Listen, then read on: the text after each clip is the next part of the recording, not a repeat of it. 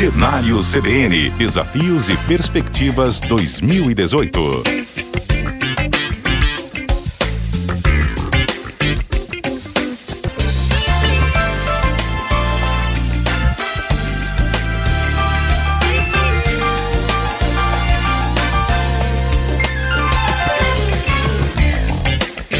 Estamos começando mais um Cenário CBN, aqui pela Rádio CBN, também pelos veículos de comunicação do Grupo RCN e pelo Festas e Eventos TV. Hoje, recebendo aqui o presidente da FIEMES, da Federação das Indústrias de Mato Grosso do Sul, Sérgio Long.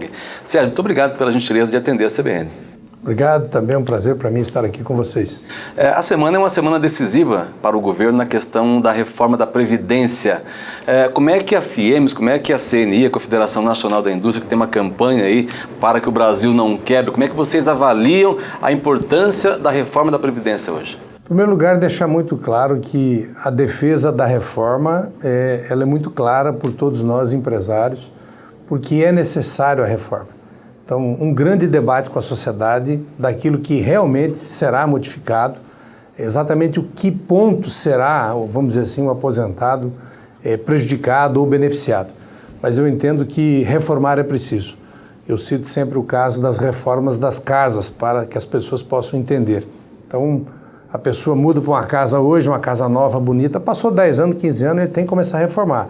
Ou ele vai pintar, ele vai trocar a pia. Então, passou-se um tempo, e nós precisamos reformar.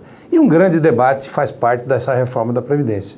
Eu entendo que muitos direitos foram construídos no Brasil nos últimos tempos e nós chegamos ao ponto de as pessoas terem o direito e não terem como receber. Eu cito sempre o caso do Rio de Janeiro, das matérias que foram divulgadas, onde o trabalhador chegou na televisão e falou assim: mas eu tenho o meu direito de receber o salário em dia, eu tenho o direito. E o governo respondeu: você tem o direito, mas eu não tenho o dinheiro para te pagar.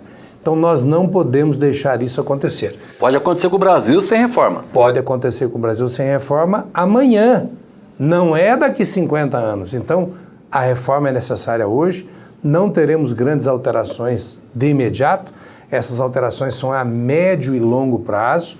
Então o trabalhador lá que recebe R$ 1.200, até R$ 5.500 não será impactado em nada e, na minha avaliação, a reforma vai abranger muito aí os privilégios.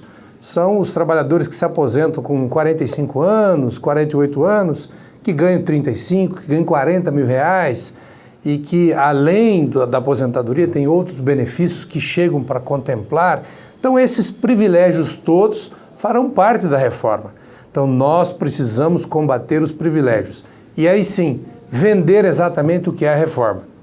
Na minha avaliação, a reforma é uma reforma dos privilégios e não a reforma pura e simplesmente que foi vendida, que o aposentado não vai mais receber, vai ter que trabalhar até morrer. Então, não é por aí a reforma proposta pelo governo. A gente tem percebido que paralelos a gente pode fazer com relação à reforma trabalhista, que também foi amplamente debatida, questionada, e agora a reforma da Previdência. O setor empresarial, ao defendê-la, defende o futuro do país. Olha, a reforma trabalhista, que foi muito debatida, também, da mesma forma, foi assim, combatida por muitos, dizendo que ia acabar o emprego, o trabalhador ia perder todos os seus direitos. E aí muitos compraram essa ideia e combatiam a reforma da trabalhista. Que alteração nós tivemos no trabalhador hoje? Que direito o trabalhador perdeu? Hoje ele está chegando à conta de que realmente ele não perdeu nenhum direito. 13º está lá, férias está lá, fundo de garantia está lá, tudo isso está lá. O que é que mudou? A contratação. Hoje, a flexibilização na contratação permitiu a geração positiva de empregos. E nós precisamos de regras claras, o Brasil precisa avançar. Nós não podemos chegar na Grécia, nós não podemos chegar em Portugal, nós não podemos chegar na Espanha, onde a população vai para a rua reclamar os seus direitos, como estão sendo feitos em São Paulo, aliás, no Rio de Janeiro, em Porto Alegre. As pessoas vão para a rua, vai lá aquela senhora aposentada lá que ganhava R$ 1.500 por mês e o governo não tem dinheiro para pagar. Então, rever essa questão hoje é de extrema importância. Nós estamos conscientes de que precisamos debater e rever, até porque nós não somos eleitos. Então, muitas vezes o político hoje que vai votar tem a preocupação, né, do voto no final do ano. Eu espero que os nossos políticos hoje consigam debater em grande estilo, pensando no Brasil, pensando na necessidade de dar o equilíbrio a toda essa gente hoje que é beneficiada, que trabalhou, e os direitos são para os próximos que serão revistos, não são direitos que serão retirados das pessoas que estão recebendo os benefícios hoje. Sérgio, falando um pouquinho de industrialização do Mato Grosso do Sul, como é que foi 2017 para o setor industrial e qual a perspectiva para 2018? Olha, 2017 nós tivemos aí já alguns setores, né, com indícios de recuperação, é o termo que eu uso, até porque nós não podemos somar isso como uma grande recuperação, mas temos exportações, por exemplo, dos produtos industrializados do nosso estado, que voltamos a superar os 3 bilhões de dólares, que são números muito positivos. Lembrando que há 10 anos atrás nós exportávamos 200 milhões de dólares, então a indústria vem avançando no estado e vem cada vez mais a indústria se consolidando em muitas regiões e em muitos municípios. A indústria veio para ficar, nós defendemos o setor, o Senai e o SESI têm investido muito na ação que vão desde a saúde e segurança do trabalhador, quanto à qualificação profissional, o novo Senai trabalhando muito na área de inovação, pesquisa, né, a competitividade pela inovação, são grandes desafios e também avançarmos nos investimentos, agora com juros mais aceitáveis, né, inflação controlada. Eu entendo que 2018 vem, pelo menos aí, bem mais encorpado, com um desafio melhorado e com regras claras, principalmente na área trabalhista, e que a gente tenha um excelente 2018 do setor industrial e da sociedade como um todo. Para isso é preciso contar também com apoio governamental, é preciso contar com equilíbrio, é um ano eleitoral. O que é que o setor espera dos futuros governantes desse estado? Olha, eu espero que esses candidatos se entendam, né, e que o Mato Grosso do Sul merece cuidados. Eu entendo que o Brasil precisa de cuidados também e que as reformas venham e que a política não se sobreponha às mudanças necessárias. Então, muitas coisas precisam ainda serem revistas no estado, nos municípios e no Brasil. Então, eu hoje, além de defender a reforma política, eu entendo que temos uma grande agenda da indústria com os candidatos e a gente espera esse compromisso dos candidatos com o desenvolvimento do Mato Grosso do Sul e que a gente consiga avançar nas reformas. Eu acho que o poder público hoje precisa ser reformado, não só o estado como os municípios. Veja pelo número de funcionários públicos que temos hoje, né, e os aposentados, né, que se criam também nos governos.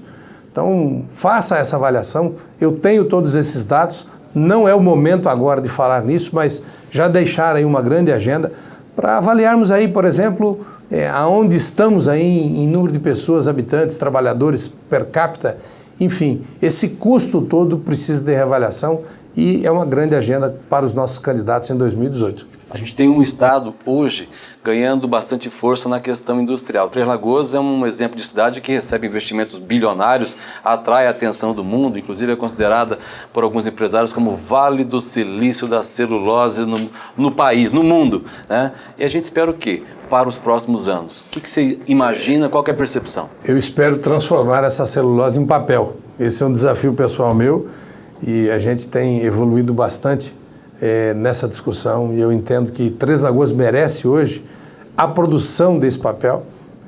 A grande maioria é exportada como celulose, mas essa quantidade de celulose que fica no Brasil, ela poderia ser perfeitamente, na minha avaliação, ser transformada em papel e aí sim nós teríamos aí uma cadeia de produção sendo evoluída, da mesma forma que precisamos evoluir na soja, no milho, transformando o milho em proteína animal, seja ela bovina, aves, suínos, enfim, são os setores que a gente precisa avançar no nosso estado.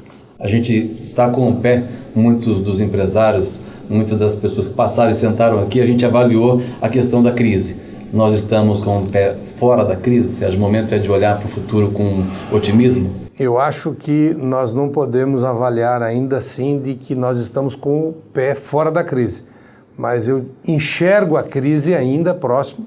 Se a gente não avançar, a crise pode chegar aos nossos pés de novo.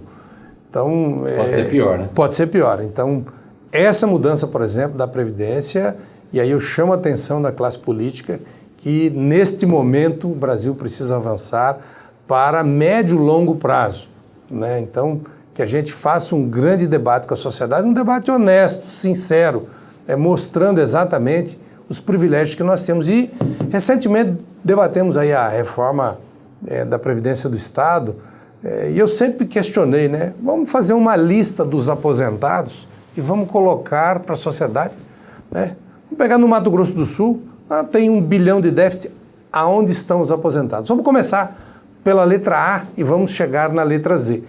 Todos que recebem as suas aposentadorias, quanto ganham, né? Que a gente tem essa lista divulgada, com todos os benefícios, né? Cada aposentado quanto ganha, e aí sim eu entendo que nós poderíamos avançar com mais clareza nas reformas da Previdência, dos municípios, do Estado e da União. Esse é um grande desafio que nós precisamos construir enquanto sociedade que estamos pagando essa conta.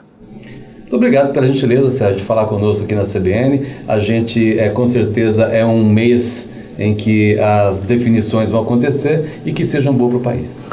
Grande abraço a vocês todos, prazer enorme estar aqui com vocês também. E CBN no Mato Grosso do Sul é uma honra para mim, é uma honra para todos nós da indústria. Eu espero que a gente continue nessa indústria de notícias que é a CBN. Muito obrigado pela oportunidade de estar aqui com vocês. Muito obrigado. Hoje foi mais um Cenário CBN Desafios e Perspectivas 2018. Amanhã nós voltamos aqui com mais um convidado, com mais um entrevistado. Cenário CBN Desafios e Perspectivas 2018.